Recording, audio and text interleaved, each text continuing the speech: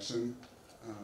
Hello everyone, thank you for joining. My name is Yoav and this is Dwaj. We're super excited to be here today and tell you all about the power of Presence Platform and how you can use it creating your next mixed reality experiences. So a little bit about the agenda for this talk. So first we'll start with a short introduction, followed by a brief motivation about mixed reality, or MR in short. Then we'll review the amazing capabilities that Meta is offering in MR. Once we establish that, we'll dive deeper into tips, tricks, and tools that can further improve your experience when developing with these capabilities. At the end, we'll provide some useful links and resources, followed by a short Q&A. So a little bit about us. I'm Yoav, I'm a senior software engineer at Reality Labs at Meta. I have many years of prototyping experiences from 3D cameras, XR headsets, machine learning, and a background in computer vision. I am also responsible, along with my incredible team, of course, on some of the experiences that Meta offers on MR, both for users and also for developers. We'll use them today to show our capabilities and best practices in this talk.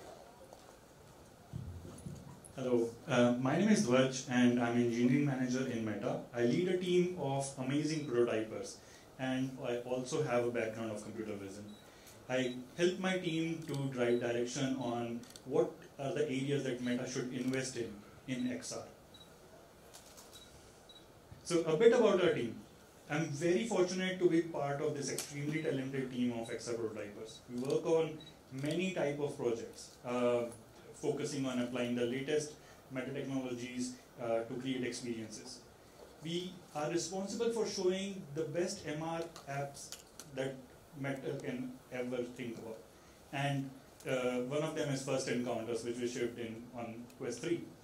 In addition, we delivered some of the open source developers sample code in the form of complete Unity and Unreal projects, like Phanto or Discover. Lastly, we are also responsible for creating experiences for the upcoming hardware and software, showcasing the future and potential of extended reality. So let's start with the basics. So why do we even want to mix realities in the first place? Does mixing the virtual reality with the real environment makes the real environment better? And also, does mixing the virtual environment with the real environment make the virtual environment better? We ourselves truly believe so, and we'll try our best today to show you why and how to do it yourselves. So, adding a virtual layer to your reality can essentially transport the VR space into your room. This is a type of reality that couldn't be achieved otherwise, not on pure VR and not on pure AR. This allows you to expand the real world and essentially open a door or a portal to another dimension. Well, how about the existing environment? MR allows you to use your space as part of the experience, using technologies such as scene understanding, room layout, and many exciting things that we'll cover shortly to add another layer to your physical space, not to escape from it, but to enhance it. This creates a unique experience that is less isolating, more natural to the user, and usually safer. Handing it off to you. Thanks, Yoav. So now we know why we want to mix realities, but getting it done requires an understanding of various technologies that are out there. We will go through these technologies while thinking about how you can use it in your app development. So the first technology that we are going to cover is pass-through. Goal of pass-through is to provide high fidelity, real-time representation of the physical world to the user. And this being a stereoscopic pass-through, it provides the user an awareness of the space that is surrounding them and also having a long, comfortable session. You can customize pass-through with either pass-through windows or styling. Pass-through windows, also composite layering. It's about placement of pass-through layer relative to the virtual layer. So you can have it underlay or overlay. And styling means you can colorize pass-through feed, or you can highlight any edges, you can perform image processing on it. Games that blend that uses pass-through They blend exciting part of virtual reality, but they also bring in the comfort and familiarity that pass-through provides, that the real world provides.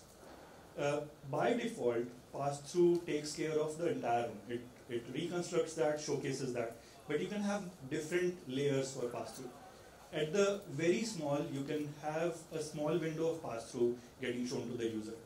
That small window can be an example of you using a flashlight, focusing on something and representing the real world from it. Or you can have a selected area that is shown in pass-through, and when you do that, it enhances that. It brings it as an amazing effect. It brings an aura around it. So the next version, the next level is you can augment pass-through. You can put portals, you can enrich surfaces with certain styles. And the maximum that you can go to is almost complete pass-through, but having very small part of virtual layers. For example, an app menu in your app. One more thing to talk about in pass-through is that it is rendered by a dedicated service into a separate layer, and it's part of system. So what that means is, as a developer, you don't have to worry about how it is getting rendered, how much performance it is taking. The next thing that I'm going to talk about is anchors. So pass-through is doing the heavy lifting of blending virtual world with real world. But anchoring capabilities are the one that are connective tissue between virtual world and real world, and it is what is holding everything together. Spatial anchors is a core capability that is providing world-locked frame of reference. So you can pin or anchor virtual content to a real world, and it persists over time. And this frame of reference is represented by a UUID, which is a point in the world, and a pose with it. So where the object is pointing to. And or a transform, it's called transform. Anchors, once you have persisted it, it can span across sessions. And you can also share it with other users. And then it's called shared spatial anchors.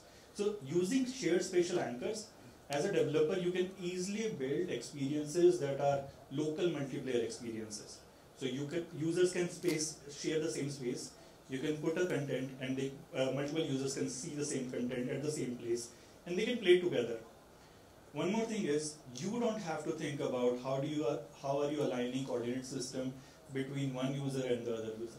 Meta is doing the heavy lifting around it, and it aligns the two coordinate systems across multiple users. The next one is scene understanding. So scene understanding is a system solution that reduces friction for developers to understand the physical space that user is in. And you can build experiences using physics or static occlusion or navigation around the user space. An example is you can place a virtual screen on the wall, or you can have a tiny robot that is going around the user space without hitting anything. Scene is a representation of real world, and it can be room layout, like these walls or doors or window, or objects like chairs, couch, desk, or it can be scene mesh. So scene mesh is a full 3D reconstruction of the space the user is in. All of this is represented as scene anchors, and scene anchors are anchors with a few more information. So one is geometric component, which is 2D planes or 3D bounding boxes, and the other is some semantic labels with it. So a chair is represented with a semantic label of chair.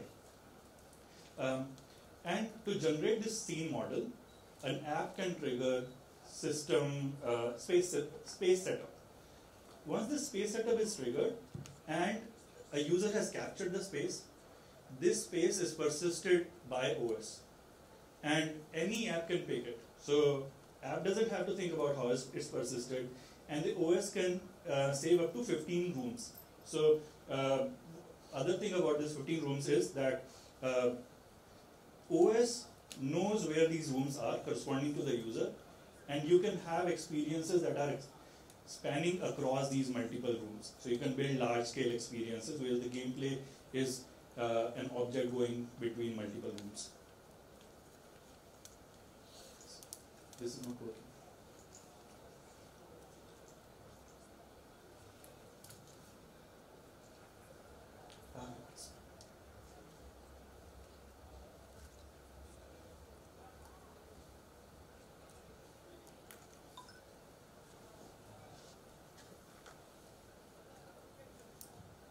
Can you show? Thank you. The next thing is depth and occlusion. So occlusion allows hiding of virtual content behind a physical content to create believable interaction between virtual and physical space. So depth is a very interesting thing that adds a real-time component to it.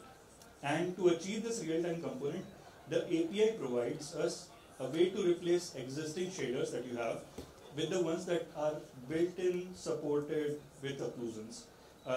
And this provides different level of occlusion. So you can have a soft occlusion, you can have a hard occlusion.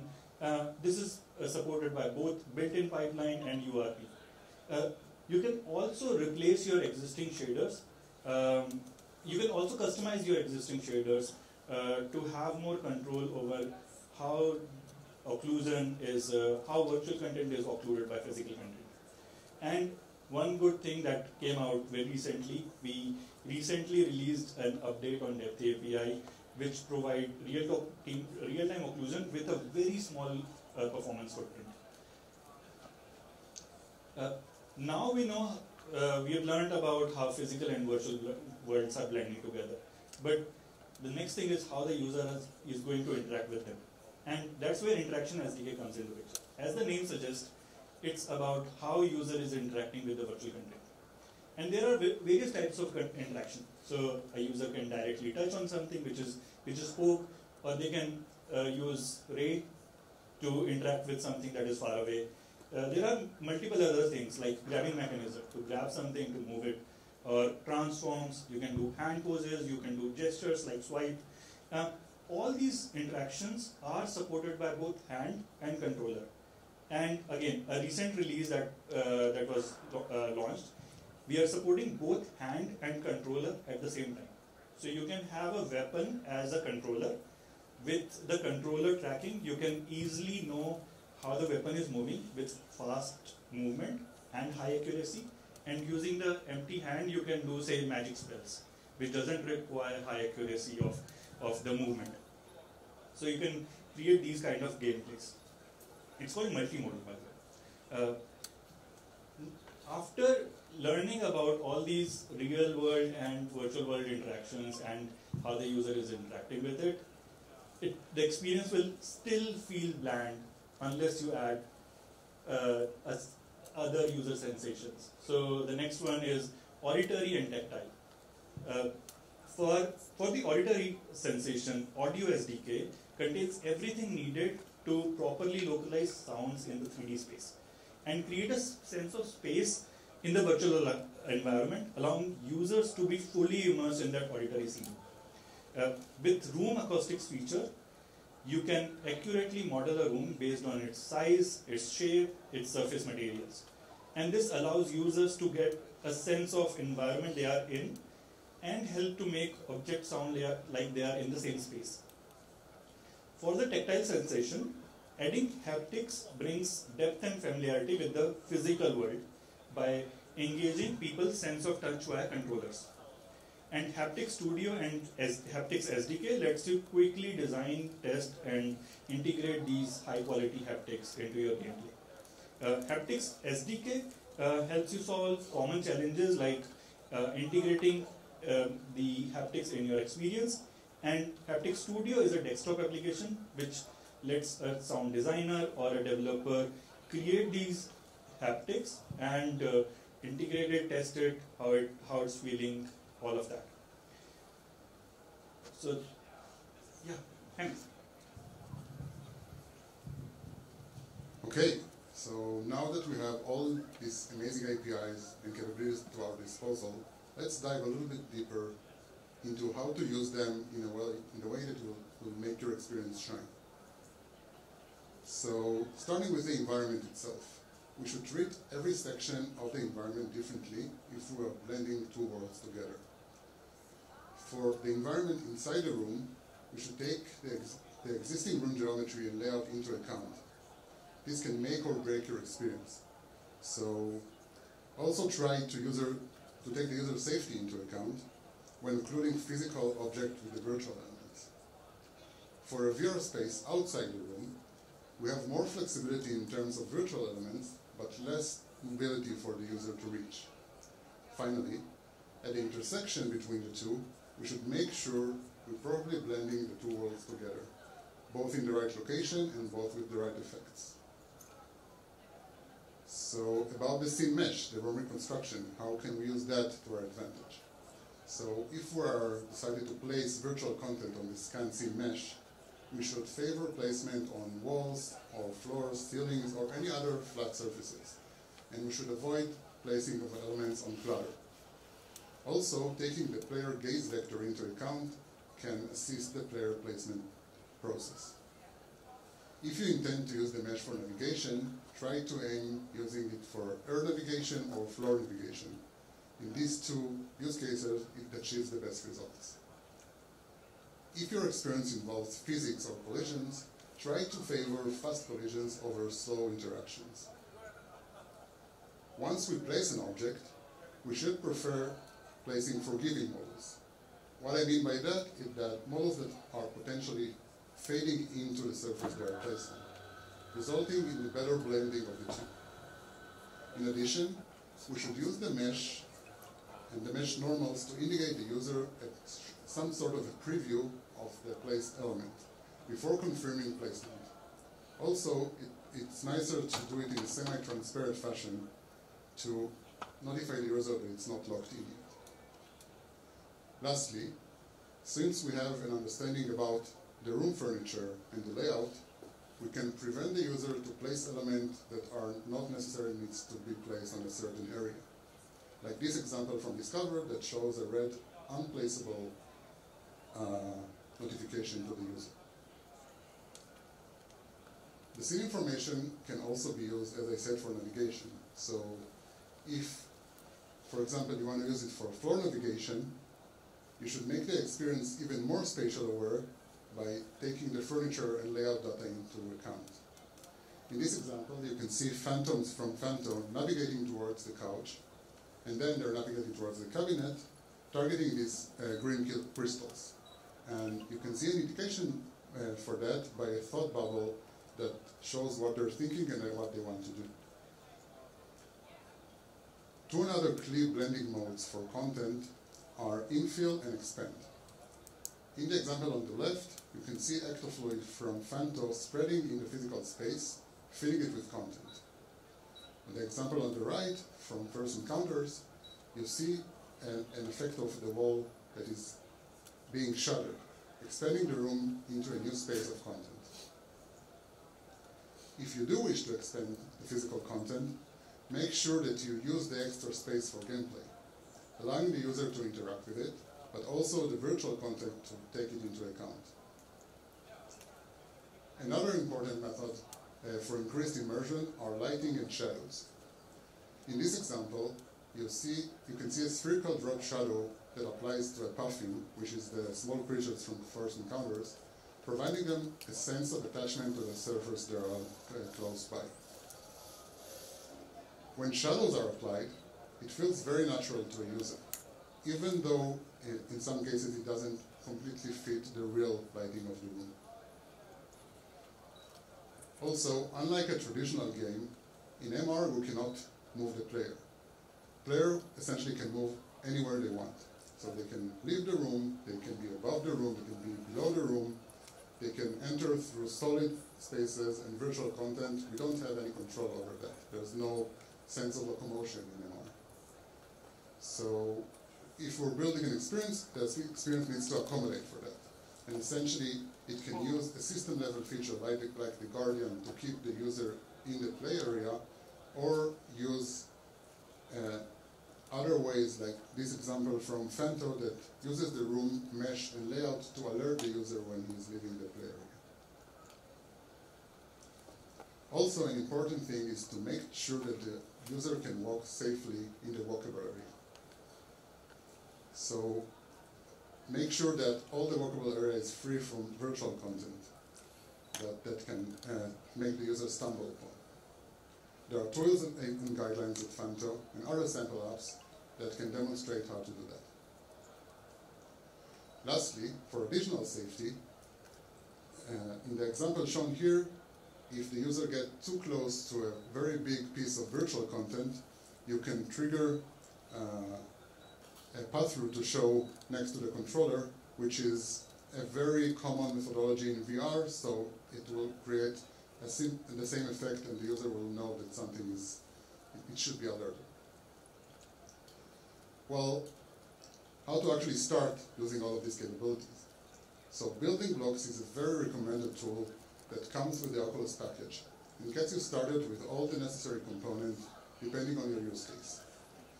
You can easily add an XR camera, interaction models like controller and hand interaction, scene information, multiplayer experience, pass-through, and any other, and many more components to your experience. And what is really nice about it is once you add a new experience, building blocks will accommodate the existing ones to work together with the one that you added. If you use it, that can substantially shorten your development time and is very recommended. Another recommended tool is the Mixed Reality Utility Kit, or MRUK, which provides a set of tools and assets, especially for room reconstruction and room information. It also had some very nice placement tools if you intend to place content into your environment. All of these packages are available through your PM. So, where to find it all? So, here are some useful links, which I'm going to leave on during Q&A, so no rush to take pictures. So, the first thing I would recommend doing is just grab the Quest 3 and try First Encounters. It's a very good introduction to MR capabilities and what you can do with technology. If you're a developer, you can use the many open source content provided on our GitHub portal. And try Phanto, Discover, Pretty Cabinet, and many more other apps. Lastly, use our developer portal to read and learn about current new features that are constantly updated and released. Before moving on to Q&A, I would like to end this talk the same way we started it, by thanking my incredible team for making all of this happen. We have developers as our top priority, and we always welcome feedback for anything.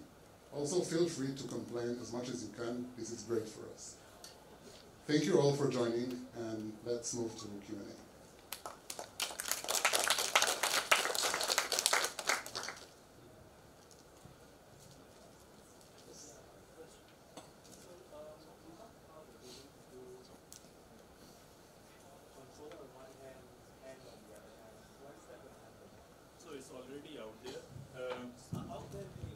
It's already available. It's called multimodal. You can check it in ISDK, Interaction SDK, and that has this feature. It's part of the SDK. So when you're developing this, when you're developing your application, you can define that your app wants to use multimodal. It also helps you in one more mechanism where when you want to transition from hands to controller in like all the other applications, it takes some time. You do double tap and all those actions. So when you have got an app that is supporting multimodal, you don't have to do that. It understands when the controller is in your hand and when it is not in your hand. I don't remember it, but it's been, yeah, maybe like last month. Another question is, one of the main problems that we have when we do a lot of scene processing is that we have to rely on the scene information that's given for the Meta platform. Is it possible to do raw scene processing through it? Will it ever be possible? So right now we don't provide camera. I'm asking will it ever be possible? Because It's difficult to call that out. There are a lot of complications that are there with just providing raw camera feed to a developer. It passes the privacy implications as well, right? So it's difficult to just go through that. I shouldn't say it will never happen, but it's a difficult problem to solve. We are aware of that. Actually, similar question. Even video pass-through is never going to be accessible. So if we want to do some sort of location awareness using the video pass-through of a device. When you say, so can you explain more on the location awareness? Suppose I wanted to use like a visual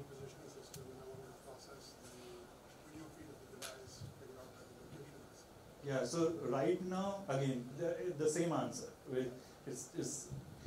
This particular portion of just providing raw feed to a developer, that's a very complex one. Is there any possibility of having like a commercial application?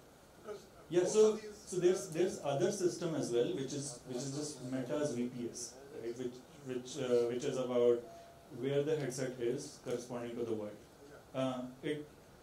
I don't know what the state of that is and when that will be launched, but what it means is, given a user's position that the developer can access, they can have those workflows associated with that location. So rather than linking with a third-party VPS system, you are linking that with a Meta VPS system. we don't know when it's going to be. Yeah, I don't have an answer to that. But maybe you know better with the rumors that are associated. I think we are over time. Yeah, thanks. Thanks everybody for joining us in this session. Thank you.